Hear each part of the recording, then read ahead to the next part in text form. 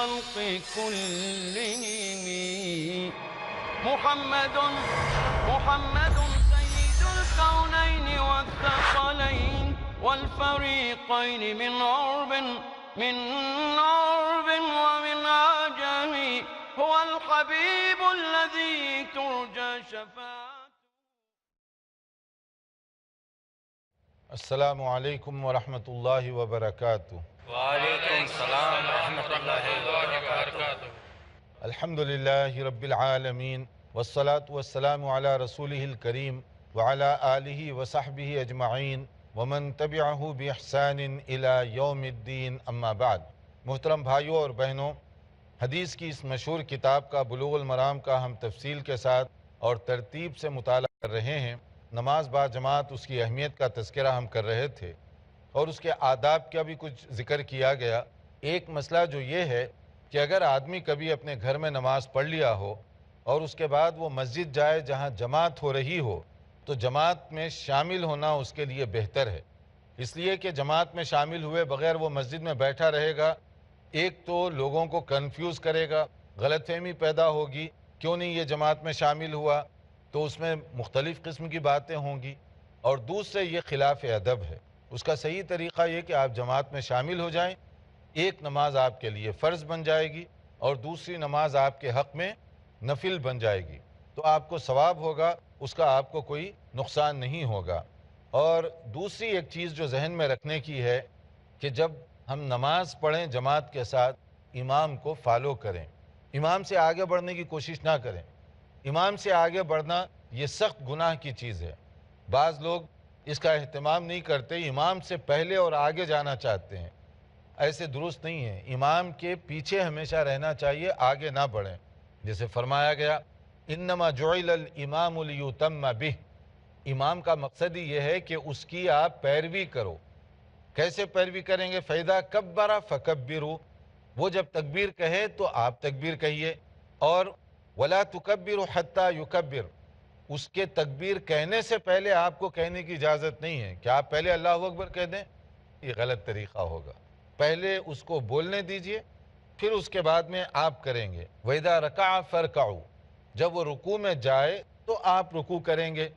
اور اسی طرح سے وَلَا تَرْكَعُوا حَتَّى يَرْكَعَ وَإِذَا قَالَ سَمِعَ اللَّهُ لِمَنْ حَمِدَ، یعنی جب وہ رکوع میں گیا، آپ گئے رکوع میں، پھر وہ سمیع اللہ لمن حمیدہ کہہ کے اٹھ رہا ہے، تو اب آپ فقولوا اللہم ربنا لک الحمد، یعنی ربنا لک الحمد، اللہم ربنا لک الحمد، یہ جو مختلف دعائیں ہیں یہ سمیع اللہ لمن حمیدہ کے بعد شروع ہوں گی.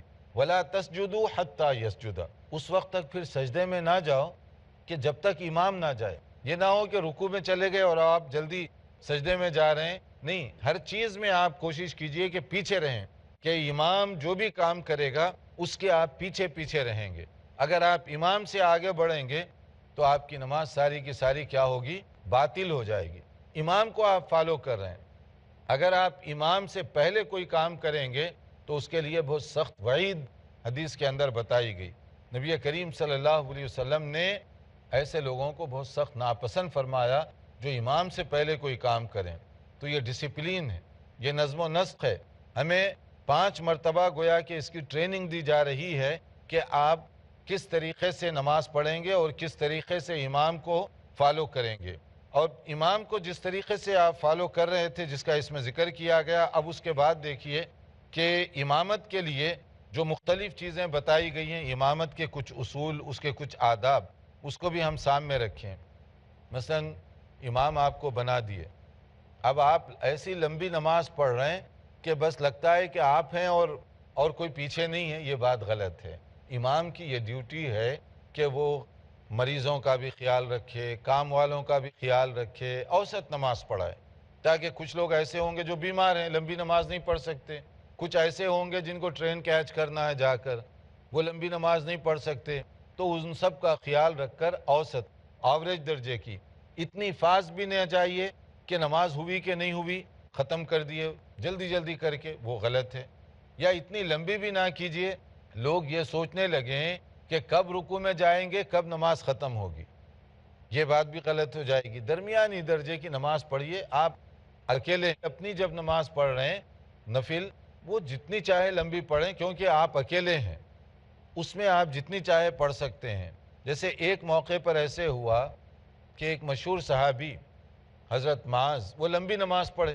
اب ایک آدمی دن بھر کا تھکا ہوا کام کاج کا، وہ دیکھا ایک آیت چلی گئی، دو چلے گئے، تین گئے، چلے ہی چلے، رکوع ہو ہی نہیں رہا۔ تو وہ بیچارہ تھا ذرا گاؤں کا آدمی، دیہاتی، تو اس نے کیا کیا، اب یہ پتہ نہیں کہاں تک جا کے رکیں گے، نماز توڑ دیا اور نماز توڑ کر الگ سے جا کے اپنی الگ نماز پڑھ کے چلا گیا گھر کو، اکیلے پڑھ کر۔ اب یہ تو ایک نئی عجیب سی بات ہوگی، صحابہ کو بھی بڑا تعجب ہوا کہ بھئی یہ کیا ہوا، امام کے ساتھ نماز توڑ کر وہ الگ سے پڑھ کر چلا گیا۔ تو نبی صلی اللہ علیہ وسلم کی خدمت میں کیس پیش ہوا، صبح ایسے واقعہ ہو گیا۔ تو نبی صلی اللہ علیہ وسلم نے جس نے یہ حرکت کی اس کو نہیں، جس نے نماز پڑھائی اس پر آبجیکشن کیا پہلے، کہ تم کو چاہیے تھا کہ اوسط درجے کی نماز پڑھاؤ، تمہاری لمبی نماز پڑھانے سے لوگ فتنے میں مبتلا ہوئے۔ تو اس کا معنی کیا ہے، آبجیکشن کس پر ہوا، امام پر ہوا۔ اب دیکھیے کہ کہا گیا صلی معاذ باصحابہ العشاء، حضرت معاذ رضی اللہ تعالیٰ عنہ نے اپنے ساتھیوں کو عشاء کی نماز پڑھائی۔ اب ان کی بھی ایک مجبوری تھی، اور وہ مجبوری کیا تھی، گاؤں والوں نے کہا کہ معاذ پڑھائیں گے۔ حضرت معاذ چاہتے تھے کہ نبی صلی اللہ علیہ وسلم کے ساتھ میں پڑھنا چاہتا ہوں، میں نہیں پڑھاؤں گا۔ بہت اس کے بعد اس طرح سے آپس میں سمجھوتا ہوا، اچھا تم نبی کے پاس پڑھ کر پھر آ کر پڑھا دیا کرو۔ انہوں نے کہا کہ ٹھیک ہے۔ ایسے ہی ہوتا رہا، پہلے وہ نبی صلی اللہ علیہ وسلم کے پاس پڑھتے پھر آ کر پڑھاتے۔ اب ایک مرتبہ کیا ہوا، جب وہ آئے، ظاہر ہے کہ نبی صلی اللہ علیہ وسلم کے پاس پڑھ کر پھر آنے تک دیر تو ہوتی ہے نا عشاء کی نماز میں، پھر کیا ہوا، آ کر لمبی سورت شروع کر دیے۔ فطول علیہم، جب لمبی تلاوت شروع کیے، فقال نبی صلی اللہ علیہ وسلم، تو نبی کریم صلی اللہ علیہ وسلم نے فرمایا، اترید ان تکون یا معاذ فتانا، ہے معاذ تم چاہتے ہو کہ لوگوں کو فتنے میں مبتلا کرو؟ اب دیکھیں کتنا سخت لفظ ہے امام کے بارے میں، کہ تمہاری وجہ سے لوگوں کو فتنہ ملا۔ تو اس کا طریقہ کیا تھا، اذا اممت الناس فقرأ بالشمس وضحاها، طریقہ یہ تھا کہ تم نماز جب شروع کرو، عشاء کی نماز تھی، والشمس وضحاها یا سبح اسم ربک الاعلی یا اقرأ بسم ربک الذی یا واللیل اذا یغشی، ایسی صورتیں پڑھ دو۔ لمبی صورت تم پڑھ رہے ہو عشاء کی نماز میں، اس سے لوگوں کے لیے نماز بوجھل بن گئی۔ یہ صورتوں کے آپ نے نام لے کر بتائے، جو اس سے پہلے گزرا کہ قصار مفصل، طوال مفصل اور اوساط مفصل، کہ یہ نمازوں کی ترتیب بتائی گئی کہ میڈیم جو صورتیں ہیں وہ صورتیں جیسے سورہ بروج سے لے کر سورہ بینہ تک عشاء کی نماز میں یہ، اور سورہ بینہ سے لے کے سورہ ناس تک مغرب کی نماز میں، اور اسی طرح سے سورہ حجرات سے لے کر سورہ بروج تک فجر کی نماز میں، یہ ترتیب کا اگر خیال رکھیں، ان صورتوں میں سے کوئی چن لیں تو لوگوں کے لیے بھی ایزی ہوگا اور بہتر طریقے سے تمہاری نماز ہو سکے گی۔ تو اس میں مسئلہ یہ ہے کہ امام صاحب اگر ان کی تلاوت اچھی ہے یا حفظ زیادہ اچھا ہے، تو اس کا معنی یہ نہیں ہے کہ لوگوں کو جب رکعت باندھ لیں تو اب چلے ہی چلے جائیں کہ اب تو میرے پیچھے ٹھہرے ہوئے ہیں، اب میں دیکھوں گا کب رکوع کروں۔ تو یہ چیز نہیں ہے۔ نماز کا اپنا ایک ادب بتایا گیا، نماز کا ایک طریقہ بتایا گیا، اس میں اوسط درجے کی نماز ایک آدمی کے لیے زیادہ صحیح اور مناسب ہوتی ہے۔ اس سے زیادہ اگر آپ پڑھائیں گے تو لوگوں کو آپ خواہ مخواہ کے فتنے میں مبتلا کر دیں گے۔ اسی طرح سے ایک اور مسئلہ جو بتایا گیا، اذا اما احدکم الناس فلیخفف، کیوں تخفیف کریں؟ یعنی صحابہ کرام سے بڑھ کر نیکی کمانے کا شوق کس کو ہوتا ہے؟ اب بعض لوگ جو ہے اپنے آپ کو متقی سمجھ کر جو کہے کہ حافظ صاحب ذرا نماز مختصر پڑھائیں، وہ جھاڑ دیں گے ان کو کہ بھئی تم کو نماز کا شوق نہیں ہے، جلدی لگی ہوئی ہے۔ بھائی صحابہ سے بڑھ کر شوق کس کو ہو سکتا ہے؟ دین کا شوق، دین پر عمل کرنے کا شوق صحابہ کرام سے بڑھ کر کس کو ہو سکتا ہے؟ لیکن وہاں یہ مسئلہ پیش آ گیا، تو اس کا معنی کیا ہے؟ انسانی ضروریات کا بھی آپ خیال رکھیں۔ اور نبی صلی اللہ علیہ وسلم نے فرمایا کہ جب امامت کرو تو تخفیف سے کام لو، فَإِنَّ فِيهِمُ الصَّغِيرَ وَالْكَبِيرَ وَالضَّعِيفَ وَذَا الْحَاجَةِ، کہ تمہارے پیچھے جو نماز پڑھ رہے ہیں اس میں سب ایکول نہیں ہیں، بچے بھی ہیں، بڑے بھی ہیں، کمزور بھی ہیں، اسی طرح کوئی ضرورت مند بھی ہے۔ فَإِذَا صَلَّى وَحْدَهُ فَلْيُصَلِّ كَيْفَ شَاءَ، یہ بخاری اور مسلم کی حدیث ہے۔ ہاں تم اکیلے پڑھو تو پھر جتنی لمبی چاہے پڑھ لو، تمہاری نماز ہے، تمہاری مرضی ہے۔ اس میں لوگوں کا خیال رکھنا، اس بات کی جو ہے خاص طور پر تلقین کی جا رہی ہے۔ اب امام کون بنے گا، اس کا بھی مسئلہ حل ہو گیا۔ اب ہمارے پاس یہ نہیں ہے کہ بھئی کسی کو بھی لائے ٹھہرا کر دیے امام بننے کے لیے، نہیں، امام اس کو بنائیے جو قرآن کریم کا ماہر ہو اور مسائل کو سمجھنے والا ہو۔ جیسے مؤذن کے مسئلے میں بھی گزرا، جس کی آواز خوبصورت ہے، بلند آواز سے اذان دے سکتا ہو، اس طرح کے آدمی کو مؤذن بنائیں۔ یہ نہیں ہے کہ وہ جو ہے جس کو کوئی جاب نہیں ملا وہ کہتا چلو مؤذن بن جاؤں گا میں۔ ایسے ہی مسئلہ امامت کا بھی ہو جائے گا تو اس کے اندر ساری روح نماز ختم ہو جائے گی۔ امامت کے لیے جو قرآن مجید کا ماہر ہے، عمدگی سے تلاوت کر سکتا ہے، مسائل کو سمجھنے والا ہے، ایسے شخص کو امام بنانا چاہیے، کیونکہ یہ بہت بڑی ذمہ داری ہے۔ اس لیے کہا گیا کہ نبی کریم صلی اللہ علیہ وسلم نے فرمایا فَإِذَا حَضَرَتِ الصَّلَاةُ فَلْيُؤَذِّنْ أَحَدُكُمْ، جب وقت ہو جائے تو کوئی ایک اچھا آدمی جو بھی ہے وہ نماز کے لیے اذان دے، اور اس کے بعد وَلْيَؤُمُّكُمْ أَكْثَرُكُمْ قُرْآنًا، اور امامت کون کرے؟ جو قرآن مجید کو زیادہ پڑھنے والا ہو، کسی بھی ایرے غیرے کو نہیں، جو قرآن مجید کو زیادہ پڑھنے والا ہو۔ قال فنظروا، تو وہ بتاتے ہیں ایک واقعہ کہ انہوں نے دیکھا فلم یکن احد اکثر قرآنا منی، ایک جگہ کا ایک وفد آیا تھا، ان کو نبی صلی اللہ علیہ وسلم نے یہ ہدایت دی۔ اب وہ چلے گئے، جانے کے بعد انہوں نے دیکھا اب گاؤں میں کون سب سے زیادہ قرآن پڑھنے والا ہے، نئے مسلمان ہوئے۔ اب دیکھیے ان کی ایک آزمائش، اب ان کی آزمائش کیا بن گئی کہ جب وہ گئے قرآن پڑھنے والا کون ہے وہ چیک کیے تو کون ملا ان کو قرآن پڑھنے والا؟ وہ حدیث کے اندر جو عمر بن سلمہ کا ذکر آیا، انہوں نے مجھے آگے بڑھایا، اور مجھے جب آگے بڑھایا میری ایج کیا تھی؟ وَأَنَا ابن سِتٍ أَوْ سَبْعِ سِنِينَ، میری عمر 6 یا 7 سال تھی اس وقت۔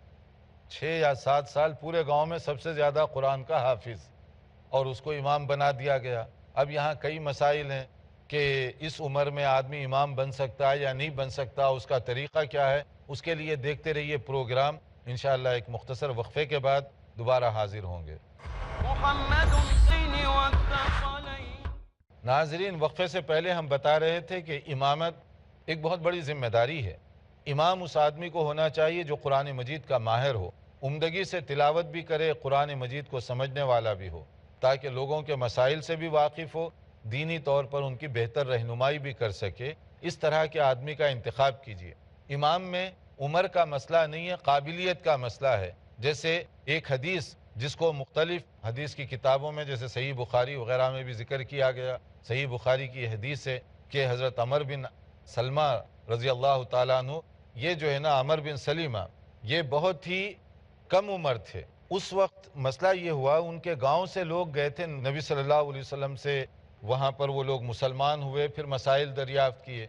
نبی صلی اللہ علیہ وسلم نے انہیں ہدایت دی کہ جانے کے بعد تم میں جو بہترین آدمی ہے، قرآن زیادہ جو پڑھتا ہے، اس کو امام بناؤ۔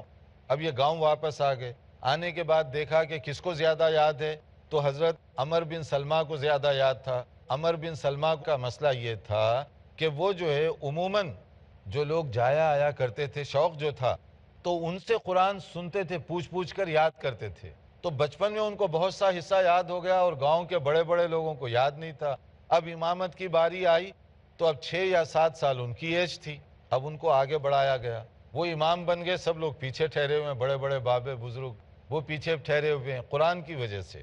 اس میں ایک مسئلہ یہ بھی معلوم ہوا کہ اگر آدمی قرآن مجید کو اچھی عمدگی کے ساتھ پڑھ سکتا ہے تو وہ کسی بھی ایج کا ہو، اس کی امامت کی جا سکتی ہے، امامت اس کی درست ہے۔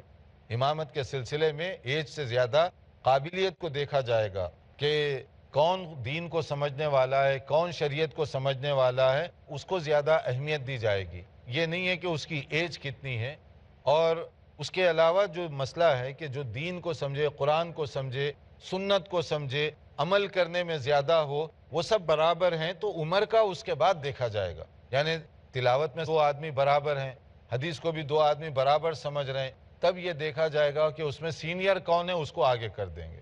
اگر قابل نہیں ہے ویسے ہی سینیارٹی کی بنیاد پر آگے کریں، یہ غلط ہو جائے گا۔ جیسے بہت سی مسجدوں میں ہوتا ہے، امام جو ہے اب وہ ایک تنخواہ دار پیشہ بن گیا، اس کے بہت سے نقصانات ہوئے۔ ان میں سے ایک نقصان یہ ہے کہ بعض اوقات امام جو ہے یہ سب بادری نہیں کرتا، کبھی اس کی تلاوت ایسی ہوتی ہے کہ کوئی پڑھا لکھا آدمی پیچھے ٹھہرا ہوا ہو تو اس کا جی چاہتا ہے کہ نماز توڑ کر اس کی خبر لے پہلے، یعنی کہاں ٹھہرنا کہاں نہیں ٹھہرنا کچھ خیال ہی نہیں ہے۔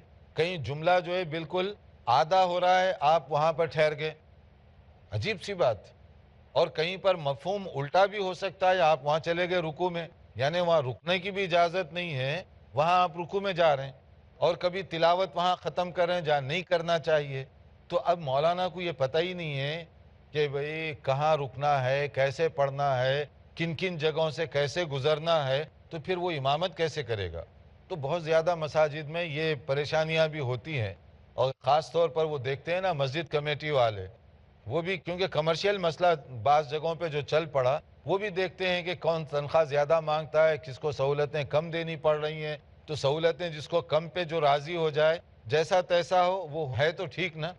تو اب جیسے نبی صلی اللہ علیہ وسلم نے فرمایا کہ ایج کب دیکھی جاتی ہے, اس کو بھی آپ ذہن میں رکھیے. قال رسول اللہ صلی اللہ علیہ وسلم یؤم القوم اقرؤہم لکتاب اللہ تعالی, جو قرآن مجید کا زیادہ علم رکھتا ہو, نمبر 1 اس کا حق ہے کہ امامت وہ کرے. فَإِن كَانُوا فِي الْقِرَاءَةِ سَوَاءً فَأَعْلَمُهُمْ بِالسُّنَّةِ, اگر دو آدمی ہیں, مان لیجئے دونوں برابر ہیں قرآن کی تلاوت میں, تو دیکھا جائے گا کہ سنت کا علم زیادہ کس کو ہے, اس کو آگے بڑھائیں گے. فَإِن كَانُوا فِي السُّنَّةِ سَوَاءً, دونوں سنت میں بھی برابر ہیں, حدیث کا علم, سنت پر عمل کرنے کا شوق برابر ہے, تو کیا کیا جائے گا. فَأَقْدَمُهُمْ ہجرتاً, تو ان کو آپ کیا کریں گے, ہجرت کرنے میں جو پہلے تھا اس کو آپ پہلے موقع دیں گے تاکہ اس کو موقع مل سکے.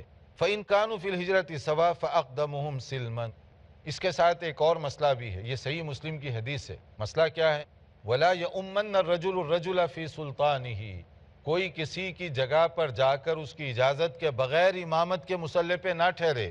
یعنی امام ہے مسجد کا, اس کا حق ہے, آپ بڑے شیخ ہیں چھوٹے شیخ ہیں, اس سے کوئی فرق نہیں پڑتا, آپ گئے اور اس کی اجازت کے بغیر مصلی پر ٹھہر گئے, شرعی طور پہ اس کی اجازت نہیں ہے.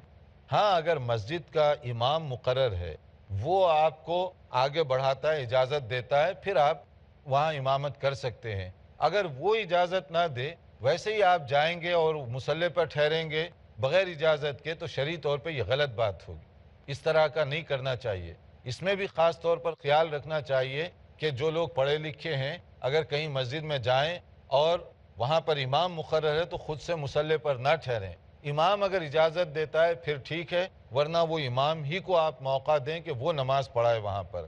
اور وَلَا يَقُدُ فِي بَيْتِهِ عَلَىٰ تَكْرِيمَتِهِ إِلَّا بِإِذْنِهِ, آپ کسی کے گھر گئے, اس کی پرسنل ایک کرسی یا جگہ ہے گھر میں, آپ جا کے اس پہ بیٹھ گئے, یہ بھی غلط ہے. آپ کو گھر میں بیٹھنے کی جہاں جگہ بتائی گئی وہاں بیٹھنا چاہیے.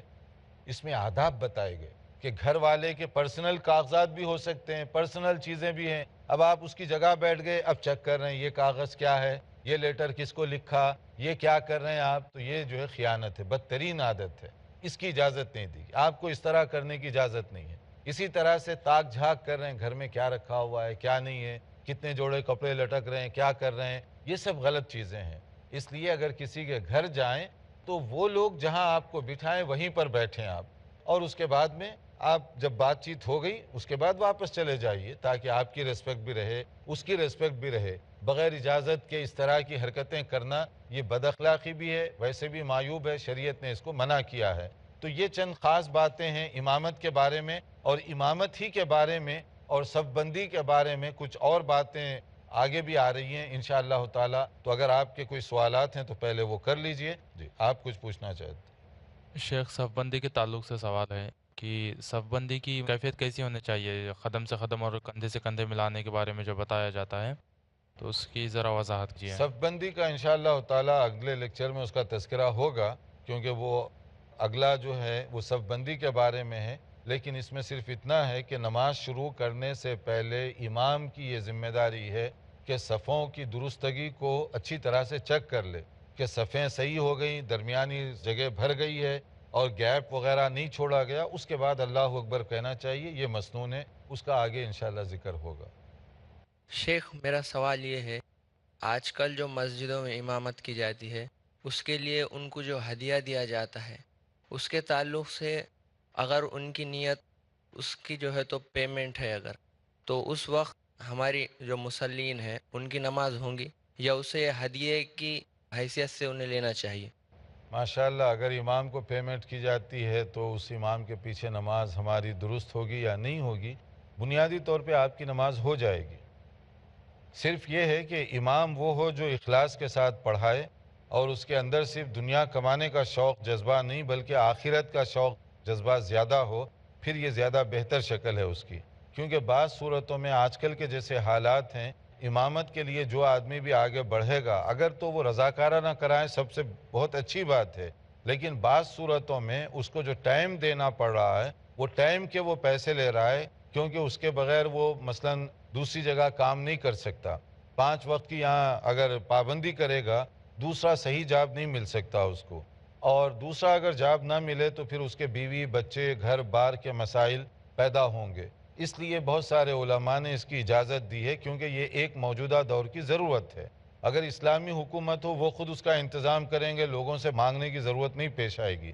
لیکن جہاں اسلامی نظم نہ ہو تو وہاں لوگوں کو کرنا پڑے گا. تو یہ امام کی ایک طرح کی اس وقت ضرورت بن گئی ہے. امام لوگوں کی ضرورت ہے، لوگ اس کی ضرورت ہیں، تو اس لیے اگر اس کو پیمنٹ کی جا رہی ہے تو اس میں کوئی حرج نہیں ہے. لیکن یہ کہ امام صرف پیمنٹ کو اپنا مقصد نہ بنائے، دین کی دعوت، دین کا کام، اس کو اصل ٹارگٹ رکھے. جی شیخ، پچھلے میں نوافل کا تذکرہ چل رہا تھا، اوابین کی جو نماز ہے اس کے متعلق اگر آپ رہنمائی کریں تو مناسب. صلاۃ الاوابین جو اس سے پہلے گزرا، حدیثی کے لفظ ہیں صلاۃ الاوابین حین ترمز الفصال.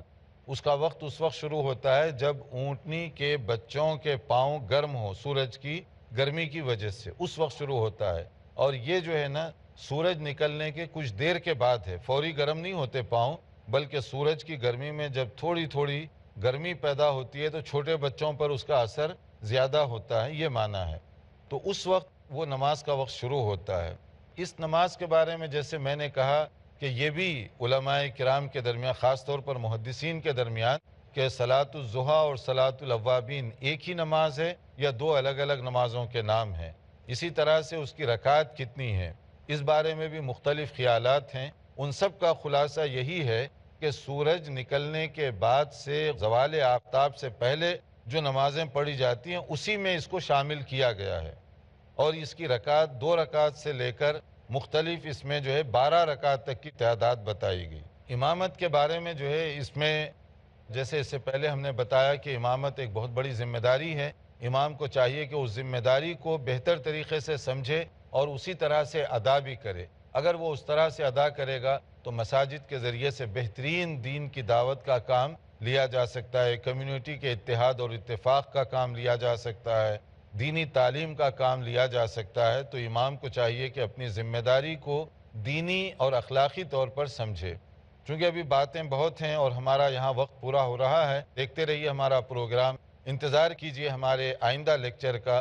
والسلام علیکم ورحمۃ اللہ وبرکاتہ.